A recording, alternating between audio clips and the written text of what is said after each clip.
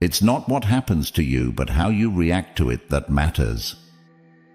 Did you know that the ancient Stoics had a secret weapon that could make them immune to the chaos and emotional turmoil caused by difficult people in their lives?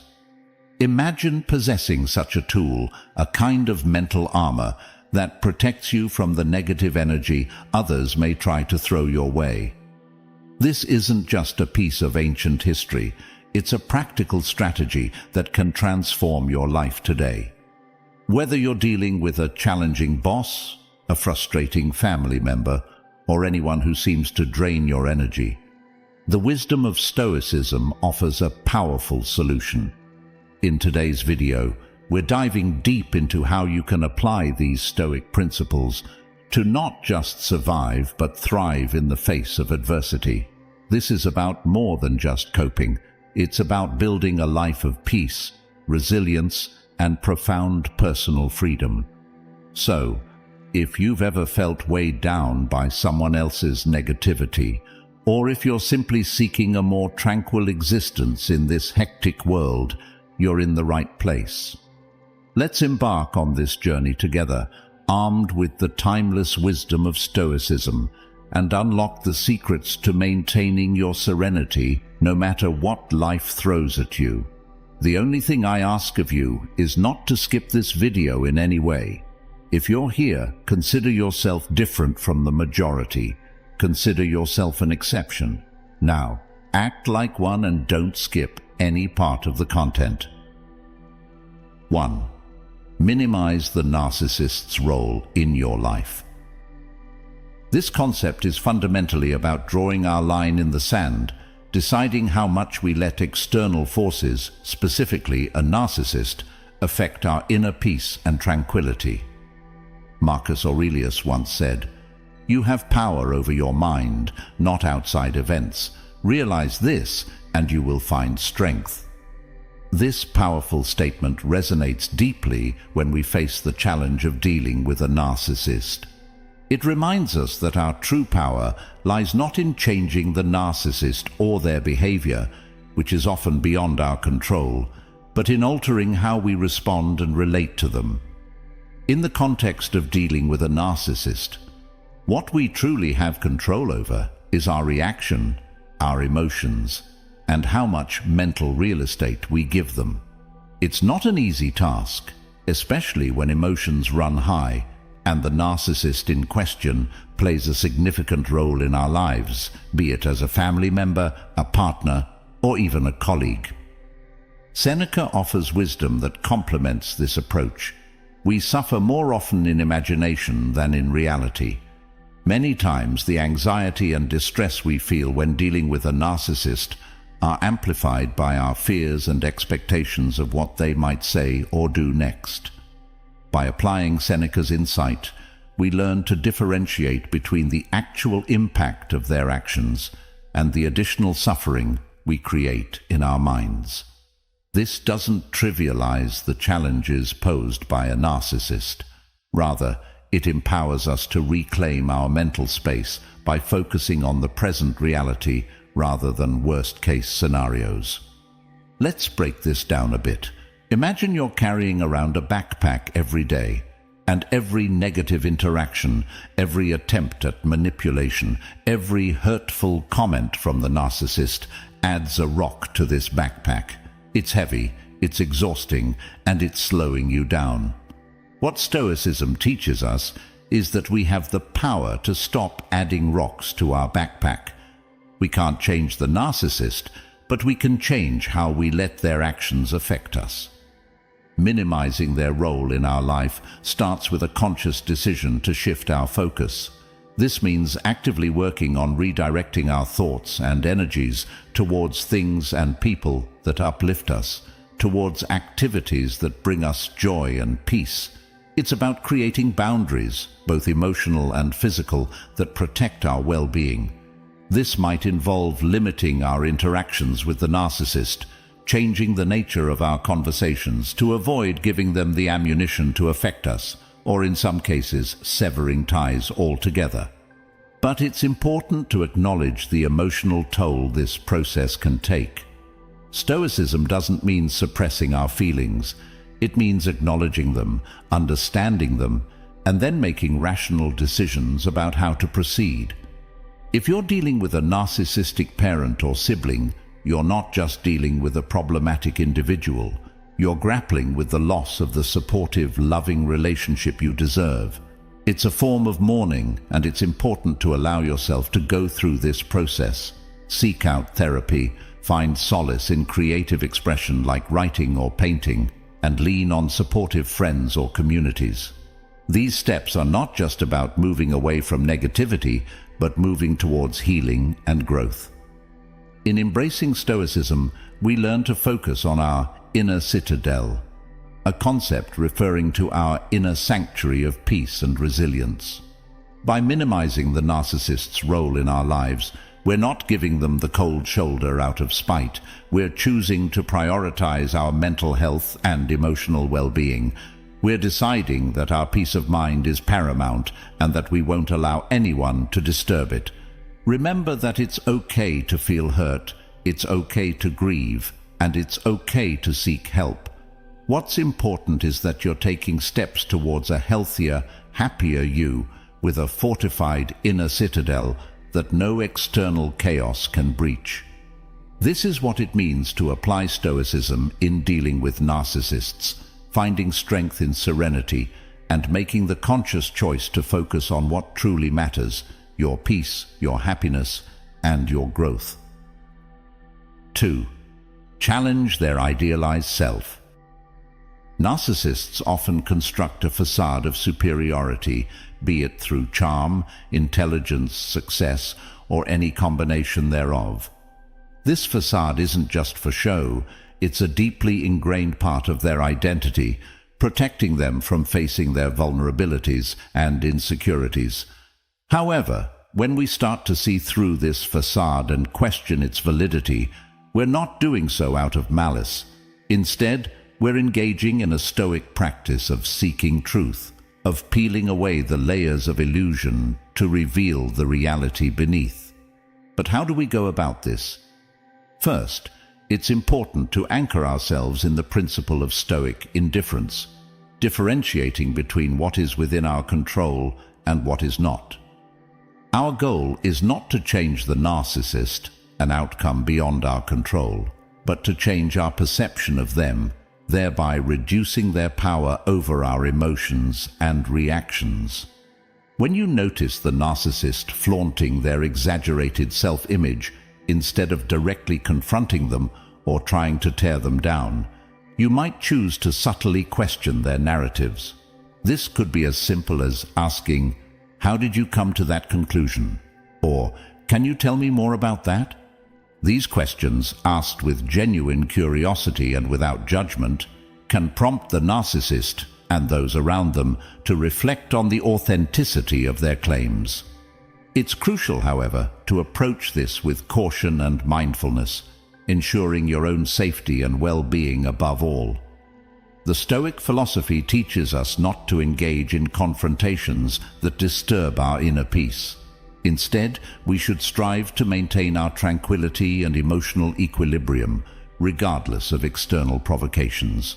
This means knowing when to engage and when to withdraw, always prioritizing our own serenity. By adopting a stance of detached curiosity, you're not directly challenging the narcissist's self-image, but inviting them, and yourself, to explore the truth. This subtle questioning can gradually deflate their grandiose perceptions, not through direct confrontation, but through gentle, reflective inquiry. In doing so, you may find that their influence over you diminishes, allowing you to see the situation and the individual more objectively. This strategy aligns with the Stoic practice of prosoche, or attentive awareness, where we remain fully present and conscious of our thoughts, words, and actions. In maintaining this mindful awareness, we can navigate our interactions with the narcissist with grace and wisdom, ensuring that we remain true to our values and committed to our pursuit of tranquility.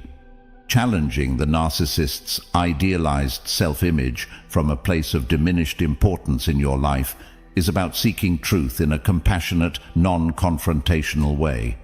It's about gently uncovering the reality behind the facade, guided by the Stoic virtues of wisdom, courage, justice, and temperance. By doing so, we not only protect our own peace of mind, but also offer the narcissist, however indirectly, an opportunity for self-reflection and growth. 3. Pursue personal growth through therapy. This journey of self-awareness and healing is not a passive process. It requires active participation, courage, and the willingness to confront sometimes uncomfortable truths about ourselves. This path is not about confronting the narcissist or changing their behavior. It's about focusing on ourselves, our growth, and our well-being. Stoicism, with its deep roots in the cultivation of self-awareness and personal virtue, aligns perfectly with the therapeutic journey. It encourages us to look inward, to understand our reactions, emotions, and the values that guide us. Seneca's wisdom resonates deeply here. No person has the power to have everything they want, but it is in their power not to want what they don't have, and to cheerfully put to good use what they do have. In the context of therapy, this means acknowledging our current limitations or pain points, not as permanent fixtures in our lives, but as challenges from which we can grow and learn. It's about shifting our focus from external validation, particularly from those who cannot provide it in a healthy way, to internal validation and self-compassion. Therapy offers a sanctuary for this introspection and growth.